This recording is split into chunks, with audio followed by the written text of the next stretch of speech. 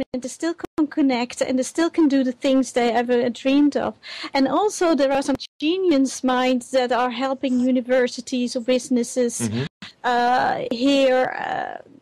It just, like I said, will have a complete new kind of people working, employees, so to speak, in the future, because all the prejudices has been taken away. Plus, of course, the boundaries of different kind of borders. It can happen that maybe somebody in America has this huge problem with scripting and designing something, and somebody in Alaska in his igloo find a solution. Those kind of things can happen. Yeah. So basically, work really goes mobile then, or? Yeah. Indeed, works go mobile. Hey, DigiStar, do you have example of because some virtual worlds, they have an economy, right? So you can really pay.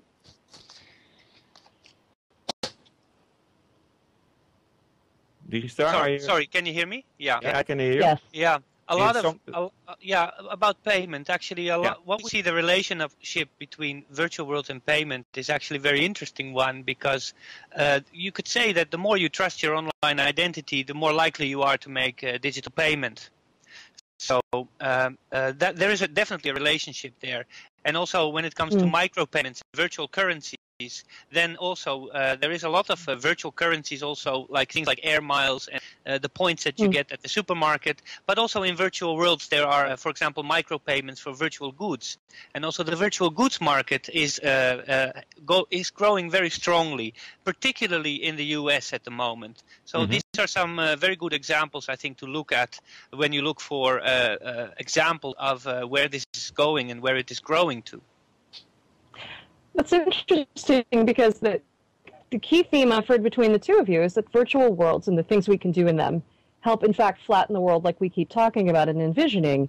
One point is that all of a sudden our nationality, our native language, our race, sex, none of these things has to matter in a virtual world. We can be whoever we choose to be, for better or for worse.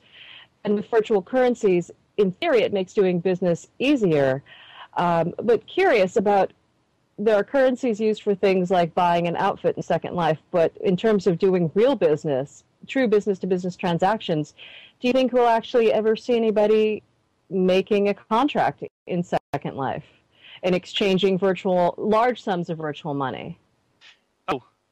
Oh yes, I have an excellent example for that one. Actually, one person who is a communications or salesperson at a Canadian company for sanitary products, actually chemical toilets. One day she came to me, she said, "I sold my first real chemical toilet." As it turns out, people find it very embarrassing to go and buy one, but in Second Life they were selling like hotcakes.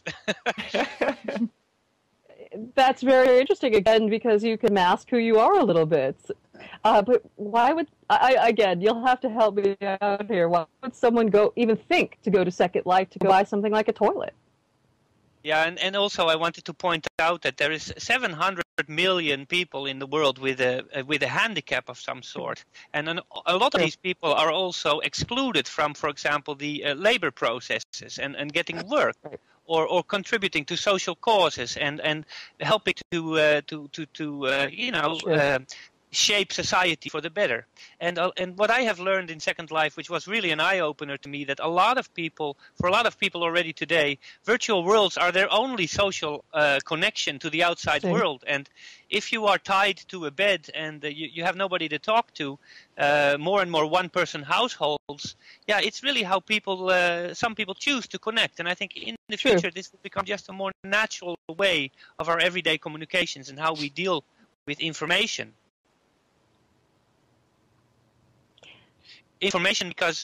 How we deal with information, because we have increasing amounts of information to deal with on a daily basis, and everybody is suffering from information overload, password hell on the internet. How are we going to deal with this? Well, I think that the avatar, if you understand that you have an avatar, that you can actually in a much more natural way interact with a world that you recognize from the world around you.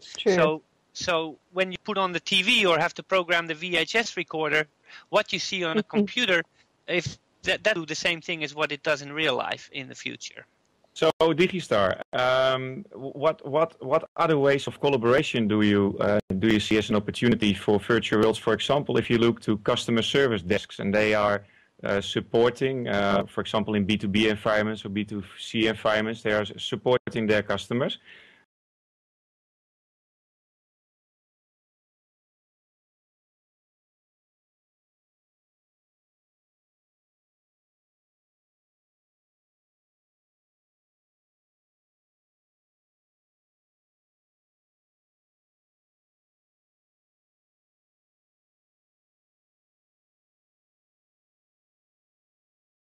Is that we model our existing devices in Second Life, and people can get their hands on them.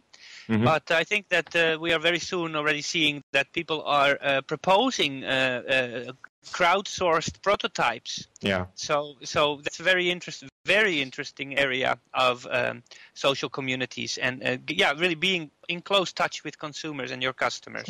Now that's indeed an interesting way of enriching the customer service experience, right? But does it really lead to a change in behavior of those individuals? Joja, Dara, what do you think about that?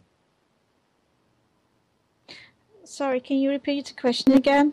That is an interesting way, if you look from a customer service experience point of view.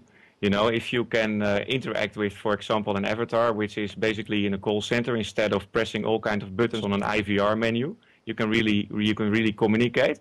But does it really lead to a change in behavior of individuals? What do you think? In corporate way, I had a really great example on a project that I had with a financial institution. Mm-hmm. The project that happened, that started off in 2007, and they, what they did is, the general idea was they wanted to explore a little bit of the entrepreneurship in the virtual world, and they took, a couple of their own employees and also a couple of their from the residents from Second Life. To bring in a proposal for a nice business, and one of them was an employee from the ING, from the institute. Sorry, can't make a commercial. The case was that she was actually working in a small office somewhere in the Netherlands. And she came to me and she said, I'm going to set up a clothes store. And I was like, oh my God, not again, another clothes store. Yeah, clothes like store. Okay. a clothes store. And I was like, oh, not again, because there is enough, clothing business in the virtual world. But it's the way she approached this, the way of her designs, the way of her marketing.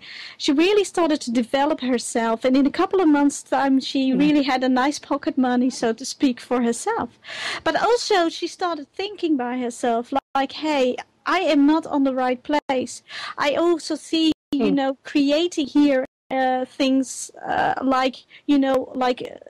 creating like clip art or a website, because that's what you're doing. It's a web, and it's like a website, and you are, designing your website. Only it's done in 3D. So it was perfect. Yeah, that's very true. Actually, yeah. And she started to realize that she was not on her right place. And then she went to a senior and said, I have to do something else, and she's now on the department of, designing websites for this company. But HR was not involved in that process. It just happened. No, it just happened. Yeah, it just happened. But basically, you say she was setting up a store with clothes. I think clothes to sell to avatars, right? Yeah, that's just to dressing up. And was that perhaps a silly question? But was it an extension to their own business? No, not really. She had totally nothing to do with her business. She was just working for this company, for the financial institution. I see a lot of parallels with 10 years ago when companies were deciding whether or not they would have any use for a website and if the internet should be taken seriously. Yeah. This is only 10 years ago. And if you think about, for example, younger people now growing up today, and imagine one person who is 25 years old and never has used a mobile